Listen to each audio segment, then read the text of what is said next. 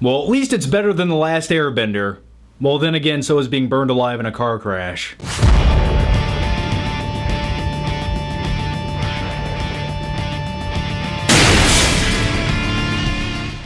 After Earth takes place 1,000 years into the future when a father and son crash land into a now uninhabitable and humanless Earth where they find themselves fighting for their lives. This movie stars Will Smith and Jaden, thank God my dad's Will Smith or else I would not have a career in Hollywood right now, Smith. Now this movie is directed by M. Night Shyamalan, and ever since he did The Last Airbender, his name's basically been associated with shit.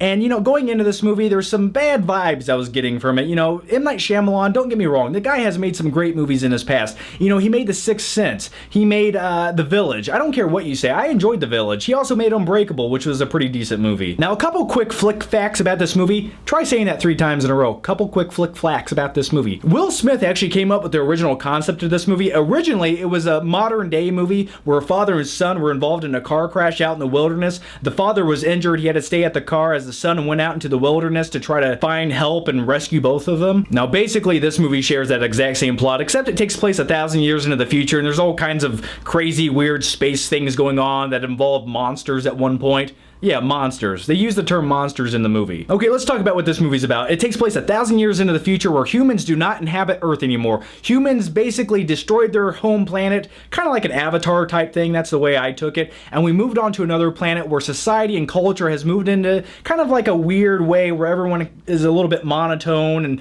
very strict and disciplined, and also we don't have phaser guns in the future. We actually use double-headed swords. You know, kind of like Darth Maul did in The Phantom Menace. Now, the one major aspect that this movie really showcases is like the military way of life in the future. Now, I don't know if this was just with Jaden and his father and their family or if the entire society was kind of like this, but everyone's a little bit monotone and bland and a little bit robotic. Like, they don't really share their emotions and everything's like, sir, yes, sir. And speaking of that military tone, in this movie, Will Smith's character is like this leading general of the Rangers, and he's very robotic, but this guy he's fearless. Literally in this movie, he has the ability to ghost, and ghosting essentially is the ability to not be seen by these creatures that can sense your fear. They literally smell it. I'm trying to remember what movie that reminds me of. Creatures that can sense your fear and they smell it. Yes, I sense much fear in you, I do. Star Wars, Yoda. Okay, that's where I got it from. Now, the one thing about this movie that really took me out of it and didn't make me quite invested in the characters as I wanted to be was the robotic tone, especially by Will Smith's character.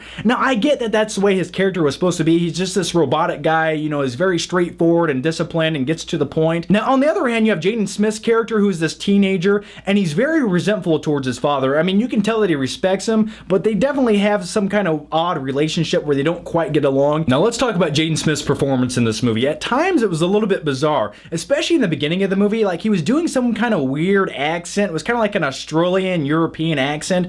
I don't know what was going on, and then later on in the movie, it just dropped. It went away. So at first, I was like, okay, this is how people talk in the future, but then again, later on in the movie, I guess you just realize that he had a speech impediment for the first 20 minutes, and then it went away once they crashed into Earth. Now, Jaden Smith is the star of this movie. The whole movie and plot revolves around Jaden Smith, and, you know, he's on this journey out in this dangerous Earth, and he has to, you know, complete this one mission so he can save him and his father. There's a lot of tension. There's some decent action scenes. It's interesting to see a futuristic Earth where everything has, you know, developed to basically just become this big predatory. Like, there's a huge bird in this movie. It scared the hell out of me. Birds scare me. I mean, think about them. Really think about birds. They're fucking scary. Now, like I was saying, this movie takes place 1,000 years into the future, and keep in mind there's all this advanced technology, and some of it, I was like, okay, I can see that working out in the future. I could see that happening, and that's useful. But also, there's all these other technologically advanced things that they use throughout the movie, and they're also plot devices that, you know, have a lot of impact on the story. But some of the things are just stupid. It's like you have a high-tech thing, but it's invented by somebody who doesn't have common sense, so the practical use of this thing is almost meaningless. Let me give you a bad example. It's kind of like having a parachute on a plane, but it's located outside of the plane. Like, it's the most inaccessible thing to get to, but if you can get to it, it's useful. I guess, yeah, that works. Now, this movie implements a ton of visual effects and all the CGI work, and a lot of it looks a little bit unfinished. I mean, there's some scenes where I buy into it. You know, one of the cool scenes was when Jaden Smith jumps off this mountain, and there's a bird trying to attack him, and I was like, okay, that looks good. But sometimes some of the creatures in this movie just look a little bit fake. Like, the CGI creators needed a few more weeks to polish the effects up to kind of get them perfect. But pushing all that crap aside, this movie's basically about a kid who's coming to age, and he needs to overcome overcome his fears in life to keep moving on. So After Earth, did I hate the movie? No. Was it the most entertaining movie ever? Not really. At times it had moments of greatness, but they just cut it off right where it could have been better than it was. So based on everything, I'm gonna give this movie a C. Okay, as usual, I have a question for you. What is your favorite M. Night Shyamalan movie and your least favorite M. Night Shyamalan movie? So anyway, guys, make sure you stay tuned. In the next couple days, I'm going to have a lot of videos coming out. We're going to talk about badass movie characters, a lot of Blu-ray reviews. And if you haven't already, make sure you subscribe, and I'll see you guys next time.